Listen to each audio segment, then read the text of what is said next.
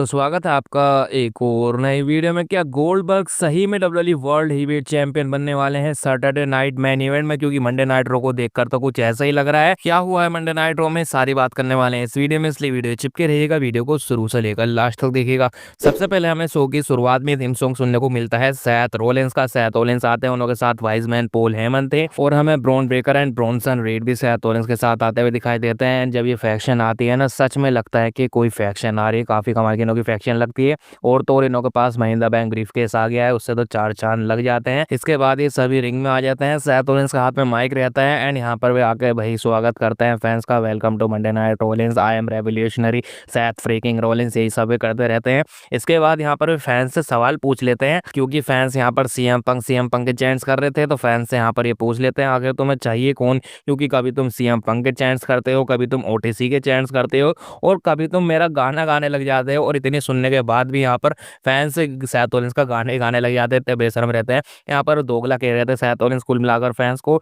यहाँ पर वे कहते हैं कि तुम्हें खुद को ही नहीं पता है कि तुम्हें क्या चाहिए, इसलिए यहाँ पर मेरे जैसे बंदों की जरूरत है जो फ्यूचर देख सकते हैं। इसके बाद यहाँ पर वे कहते हैं कि मैंने रोमन रेंस को बनाया, रोमन रेंस मेरी वजह से एग्जिस्ट करता है एंड सीएम पंक को डब्ल्यूडब्ल्यूई इसीलिए लाई थी क्योंकि मेरी जो नफरत है उसके लिए उस पर वे कैश इन कर सकें, ऐसे करके सैथ रोलिंस कहते हैं। इसके बाद यहाँ पर वे क्रेडिट्स लेने लग जाते हैं। यहाँ पर कहते हैं जब कोडी रोड्स वापसी आया था तो उसका पहला मैच मुझसे हुआ था। यहाँ पर ये कहते हैं कि मैंने डब्ल्यूडब्ल्यूई वर्ल्ड हेवीवेट चैंपियनशिप को बनाया है और मैंने ही एनएक्सटी चैंपियनशिप को ही बनाया है। यहाँ पर वे इसीलिए कह रहे थे क्योंकि WWE world heavyweight championship Seth Rollins ने पहली बार जीती थी एंड डब्ल्यूडब्ल्यूई एनएक्सटी चैंपियनशिप को भी सैथ रोलिंस ने ही पहली बार जीती थी। और सैथ रोलिंस जिन चीजों के बारे में यहाँ पर बात कर रहे थे ना, जिन चीजों का वे क्रेडिट ले रहे थे, ऐसा नहीं वे कहने के लिए कह रहे थे, वो सब चीजें उन्होंने कर रखी थी, उन चीजों का सेंस बनना था, इसलिए यहाँ पर सैथ रोलिंस के प्रोमोस कमाल के रहते हैं। इसके बाद सैथ रोलिंस अपने और पॉल हेमन के बारे में बात करते हैं, अपनी अलायंस के बारे में बात करते हैं। यहाँ पर कहते हैं हम कुछ बहुत ही बड़ा करने वाले हैं, लेकिन जब हम कुछ बहुत बड़ा करने वाले होते हैं तो हमारे सामने भी कोई आता है, हमारे टांग अड़ाने भी कोई आता है।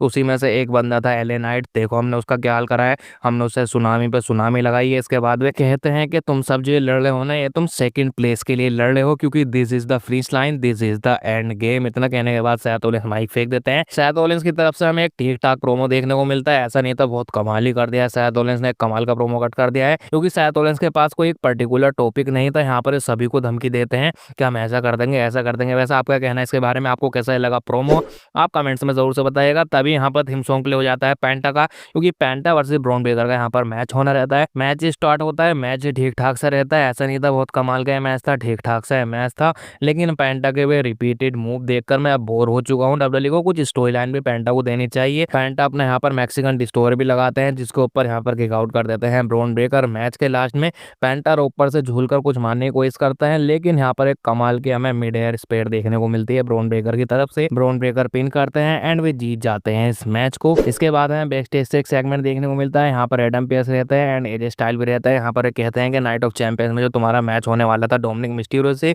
वो मैच अब कैंसिल हो चुका है, क्योंकि डोमिनिक मिस्टीरियो 100% फिट नहीं है, वो मेडिकली क्लियर नहीं है। अब पता नहीं डब्ल्यूडब्ल्यूई ने ये मैच कैंसिल क्यों करा है, या तो इनों का जो पंगा हो रहा है ईरान और अमेरिका का, इस वजह से यहाँ पर ये हुआ है, या फिर सुपरस्टार ने जाने को मना ही कर दिया है कि हम वहां पर नहीं जाने वाले हैं। और इस मैच के रिप्लेसमेंट में डब्ल्यूडब्ल्यूई ने दूसरा मैच ऑफिशियल कर दिया है नाइट ऑफ चैंपियंस के लिए। अब होता क्या है, बैक स्टेज से सेगमेंट रहता है, सैमी ज़ेन का यहाँ पर इंटरव्यू होता रहता है। सैमी ज़ेन से यहाँ पर यही पूछा जाता है कि तुम रैंडी ऑर्टन से हार चुके हो, अब तुम नाइट ऑफ चैंपियंस में नहीं जाने वाले हो, तुम्हें कैसा लग रहा है। पीछे से आकर कैरियन क्रॉस खड़े हो जाते हैं हाथ बांधकर एंड यहाँ पर कहते हैं कि मैंने कहा था तू हार जाएगा, तुझे चेंज होने की जरूरत है, अगर तू ऐसा रहा तो हारता रहेगा तो आगे नहीं बढ़ पाएगा। इसके बाद सैमी ज़ेन गुस्से में कहते हैं कि अच्छा मुझे चेंज होने की जरूरत है एंड यहाँ पर पंच मार देते हैं कैरियन क्रॉस में एंड इसी के साथ यहाँ पर ये मैच ऑफिशियल हो जाता है। कैरियन क्रॉस वही सैमी ज़ेन का मैच ऑफिशियल हो चुका है नाइट ऑफ चैंपियंस के लिए। अब यहाँ पर सफा सफा दिखाई दे रहा है एक रिप्लेसमेंट मैच है, कुछ तो लोचा हुआ है, डोमिनिक मिस्टीरियो ने मना करा है या फिर एजे स्टाइल ने मना करा है नाइट ऑफ चैंपियंस में जाने से।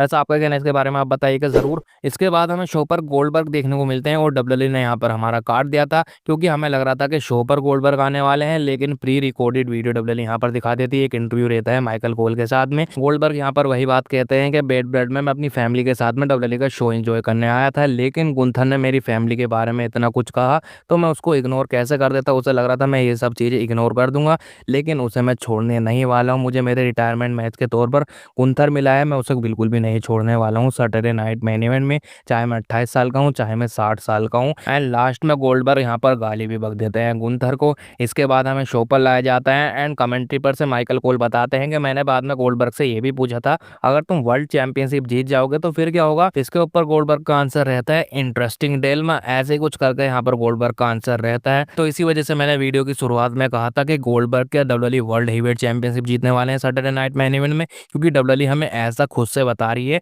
कि ये गोल्डबर्ग का रिटायरमेंट मैच है। ऐसा सोच के मत चलो, गोल्डबर्ग यहाँ पर डब्ल्यूडब्ल्यूई वर्ल्ड हेवीवेट चैंपियनशिप भी जीत सकता है। अब गोल्डबर्ग यहाँ पर वर्ल्ड चैंपियनशिप जीत गए ना, सच में काफी बुरा बवाल कटने वाला है। मैं तो कहता हूँ जिता ही दो गोल्डबर्ग को, फिर तो और ज्यादा मजा आने वाला है। गुंथर के फैंस काफी ज्यादा भड़कने वाले हैं, लेकिन ये गुंथर के कैरेक्टर के लिए सही नहीं रहने वाले। वैसे आपका कहना है इसके बारे में? आप कमेंट्स में जोर से बताइएगा। इसके बाद हमें जेड कारगिल वर्सेस रोक्सेन पेरेस के बीच में क्वीन ऑफ द रिंग का सेमीफाइनल मैच देखने को मिलता है। यहाँ पर मैच ठीक ठाक रहता है। मैच के लास्ट में जेड कारगिल अपना फिनिशर लगाती है, इनमें पिन कर जीत जाती है इस मैच को, और हमें जाते जाते आस्का और जेड कारगिल का फेस ऑफ भी देखने को मिलता है, जो काफी अच्छा लगता है। वैसे आपका कहना है इसके बारे में? आप कितने ज्यादा एक्साइटेड हैं इस फाइनल मैच के लिए? आप कमेंट्स में जोर से बताइएगा। इसके बाद हमें शो पर देखने को मिलते हैं WWE world heavyweight champion Gunther. Gunther आते हैं, उनकी एंट्रेंस होती है, यहाँ पर भी वही बात कहते हैं कि पिछले हफ्ते में वर्ल्ड चैंपियनशिप का सेलिब्रेशन करने वाला था, लेकिन वहां पर आ जाता है गोल्डबर्ग एंड वो आकर मुझसे कहता है कि मैं उसका नेक्स्ट अपोनेंट हूँ। अब मैं उसका आंसर जानना चाहता हूँ कि उसका मतलब क्या है। क्या मुझे गोल्डबर्ग स्पेल लगाने वाला है, जैक हेमर लगाने वाला है? इसके बाद गुंथर ये कहते हैं कि गोल्डबर्ग ये तेरा 1999 नहीं है, ये 2025 है। मैं बस इतना जानता हूँ, तू एक 58 साल का बुढ़ा है जिस पे बस एक दो मूव लगाने आते हैं, और मैं तेरी फैमिली को पहले अपोलोजाइज कर देता हूँ, क्योंकि मैं तेरा बहुत बुरा हाल करने वाला हूँ सैटरडे नाइट मैन इवेंट में। अब गुंथर जिस तरीके से चिल्लाते हुए बोल रहे थे ना, तो ये काफी कमाल का लग रहा था। ऐसा लग रहा था काफी पर्सनल वे जा चुके हैं। इसके बाद गुंथर लास्ट में कहते हैं कि मैंने तुझे एक बार तो एम्बेरस कर दिया है, अब मैं तुझे दोबारा से एम्बेरस करूंगा एंड मैं तेरी लेगेसी खत्म कर दूंगा सैटरडे नाइट मैन इवेंट में। इसके बाद वे माइक फेंक देते हैं एंड यहाँ से वे चले जाते हैं। एक कमाल का मुझे प्रोमो लगाया गुंथर का। वैसे आपका कहना है इसके बारे में?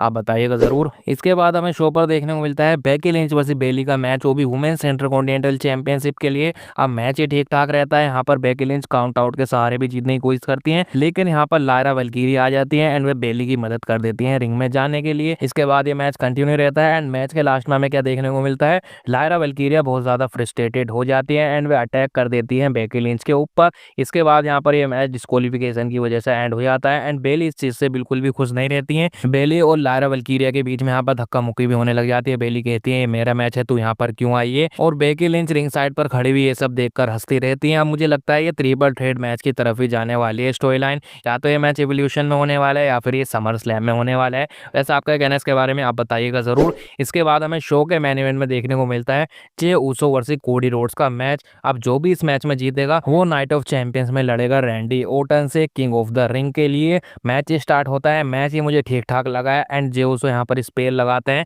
एंड काफी सारे हमें यहाँ पर मूव देखने को मिलते हैं। कोडी रोड्स भी यहाँ पर पीछे नहीं रहते। कोडी रोड्स भी अपने यहाँ पर सभी मूव लगाते हैं, डिजास्टर किक लगाते हैं, कोडी कटर लगाते हैं, क्रोड्स रोड्स भी लगाते हैं, पिन की कोशिश करते हैं लेकिन पिन यहाँ पर नहीं हो पाती है। और आज तो जे ऊसो भी क्रोड्स रोड्स लगा देते हैं कोडी रोड्स को, यहाँ पर पिन की कोशिश करते हैं लेकिन कोडी रोड्स यहाँ पर किक आउट कर देते हैं। मैच के लास्ट में जे ऊसो स्पेल लगाते हैं और टॉप पर से स्प्लैश के लिए जाती हैं, लेकिन कोडी रोड्स टॉप पर चढ़ जाते हैं एंड में वहां से आरकेओ के स्टाइल में कोडी कटर लगा देते हैं। इसके बाद क्रोड्स रोड्स लगाते हैं, पिन करते हैं एंड यहाँ पर कोडी रोड जीत जाते हैं इस मैच को। एक कमाल का मैच था। अब कोडी रोड्स वही रैंडी ओटन का मैच होने वाला है किंग ऑफ द रिंग के लिए, वो भी नाइट ऑफ चैंपियंस में। जो भी यहाँ पर जीतेगा वो वर्ल्ड टाइटल के लिए जाने वाला है। मैच ये काफी कमाल का रहने वाला है। तो ये कुछ देखने को मिलता है आज की हमें मंडे नाइट रो में। एक ठीक ठाक सी मंडे नाइट रो थी, ऐसे नहीं था बहुत कमाल कर दिया। इस तरीके से इन्होंने कार्ड दिखा रखा था वैसा हमें देखने को नहीं मिला है। गोल्डबर्ग के मामले में भी इन्होंने हमारा कार्ड दिया है, गोल्डबर्ग शो पर आते ही नहीं है, उनकी एक प्री रिकॉर्डेड वीडियो थी। खैर वैसे आपका कहना है इसके बारे में? आप कमेंट्स में जरूर से बताइएगा। तो बस आज की वीडियो यहाँ तक की थी। आपको वीडियो कैसी लगी